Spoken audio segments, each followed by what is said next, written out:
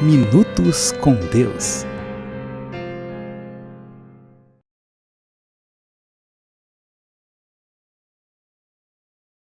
Tem provérbios, alguns versículos que falam, né, que quem tem preguiça e quem tem a preguiça não prospera. Então, eu só conheço uma coisa para terminar com esse espírito, que assola os crentes, que é o jejum e a oração. Não é? É claro, a palavra normal, que a gente tem que acompanhar a corrente de vida, as primícias, mas o jejum é fundamental para esse espírito ficar erradicado do controle mental da pessoa. Né?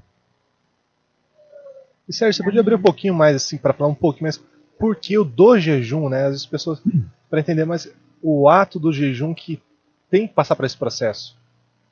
Porque o espírito da preguiça, ele age na mente, na vontade e nas emoções, nas três faculdades.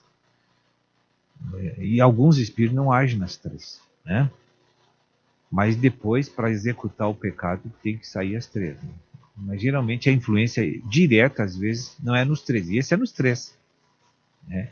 Isso chama-se indolência, né? Também preguiça, são coisas da mesma família. Tudo é primo e irmão. Né? Então, a pessoa fica inerte, né? para descolar um governo e a influência desse espírito, só uma obra muito radical de sofrimento da carne e de arrefecimento de força da carne pode amenizar isso e o espírito se sobrepor e vencer. Porque se não houver o jejum, não tem essa cooperação minha para com o espírito, entende? Porque eu tenho que me negar, mas eu não tenho força para me negar, né? Então, se eu jejuar, aumenta a minha força para me negar. Esses seres habitam na carne do homem, né, Sérgio? A carne do homem.